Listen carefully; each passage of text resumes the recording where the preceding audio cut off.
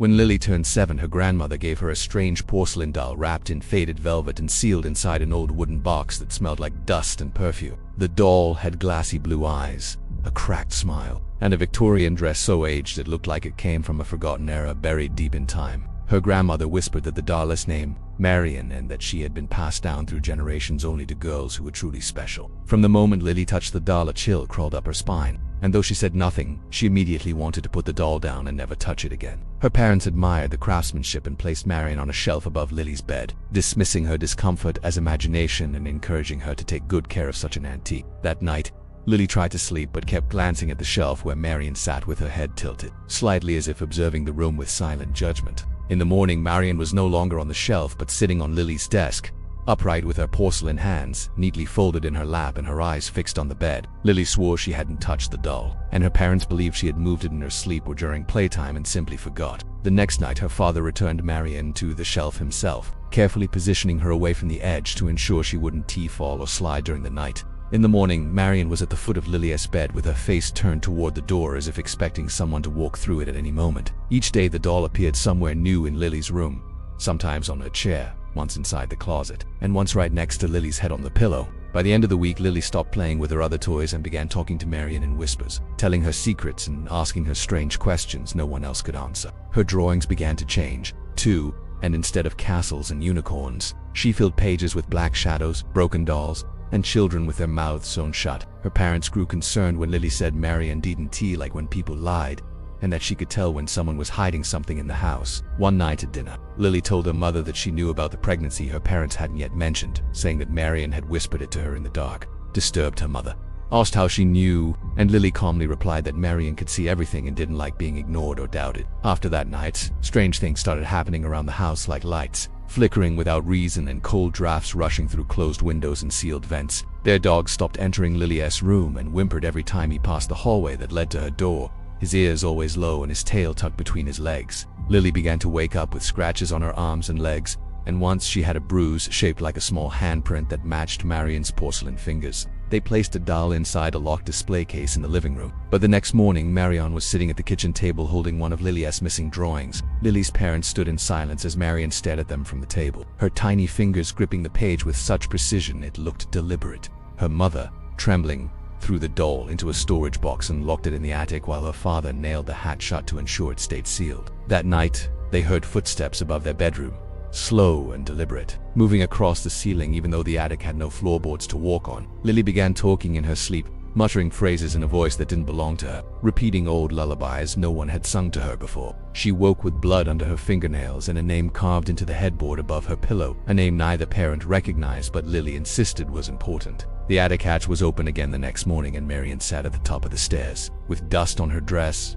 and a smile wider than before. They decided to burn the doll, taking it into the woods behind their home with matches and lighter fluid, determined to destroy whatever evil had taken root. The fire refused to catch, and the matches snapped in their hands while the doll stared at them with such stillness that it made the trees seem to hold their breath. She chooses when it ends and who gets to leave. Her father took an axe and tried to break the doll apart, but every swing missed or turned in midair as if something twisted his wrist before the blade landed. Lily stood behind them barefoot in the snow, her eyes wide open, watching everything with a calm expression as if she had seen it all happen before. "We can't hurt her," she said with a voice to steady. They buried the doll under the frozen soil and marked the place with a cross, then returned home and locked every door twice, hoping to leave it behind. In the morning, Marion was waiting at the kitchen table again, this time with dirt between her fingers and pine needles tangled in her hair. Lily smiled at her like she was a long-lost friend and said softly that she was glad. Marion came back because it was getting lonely without her. Her parents fell into silence after that day, too afraid to speak about the doll or the changes in their daughter who now barely blinked or ate.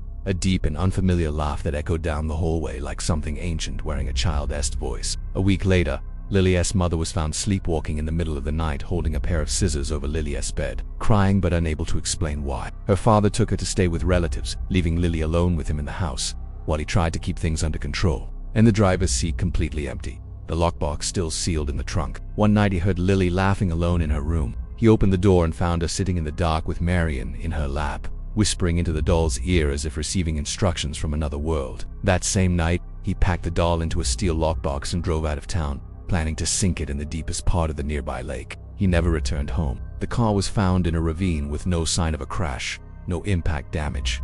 Back at home, Marion was once again sitting at the kitchen table, waiting patiently for Lily as if nothing had happened. Lily no longer went to school and rarely spoke except to the doll, spending her days drawing endless pages of dark symbols, bodies, and hollow-eyed children. Social services arrived after several missed visits and found the girl alone in the house, calm and well-fed, though the electricity had been off for days. They removed Lily from the home and placed her with a foster family. But within a week, the youngest foster child had gone missing and the parents began reporting nightmares. When asked about the missing child, Lily smiled and simply said that Marion had come for her because she was scared and needed company in the dark. The foster home caught fire a few days later, and although Lily survived unharmed, no one ever found the remains of the other child or the doll. Years passed and Lily moved from one home to the next, always followed by strange accidents, sudden deaths, and eventually the quiet reappearance of Marion near her bed. Therapists, priests, and police officers all failed to stop what followed her. And eventually, records about her movements began disappearing along with reports tied to her name. She grew into a teenager marked by silence and shadows, with eyes that watched too closely and hands that always held a pencil stained with red ink. Marion remained her only constant companion,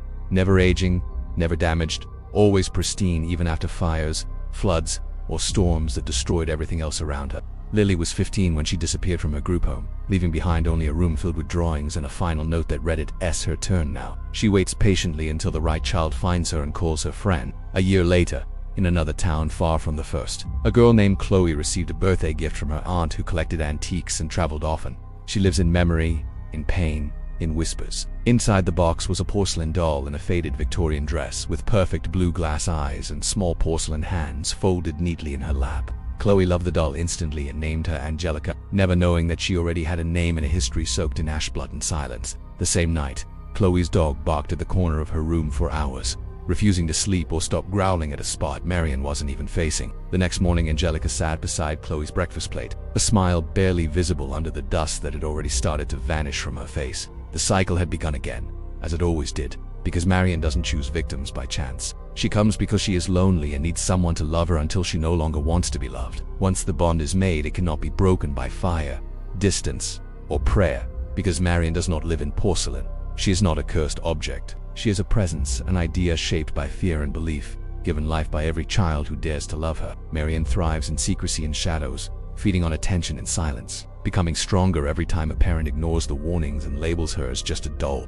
There is no ritual to stop her, no words to banish her, and those who try only end up becoming part of the legend that keeps her alive. Some say the only way to survive her is to forget to burn every photo, erase every drawing, and never speak her name again to anyone. But those who try to forget often wake in the night to the sound of small porcelain feet tapping across wooden floors as Marion returns to remind them. She has all the time in the world and endless patience, waiting for her name to be spoken by a child who believes enough to invite her in again. Marion is not coming for revenge or justice or chaos. She waits in antique shops, basements, and attics across the world, watching with glass eyes until a box is opened and she is held by warm hands once again. And when that happens, the silence ends, the footsteps begin, and the cycle starts over with a single whisper that only the new child can hear. Hello, my name is Marion. Let's be best friends forever.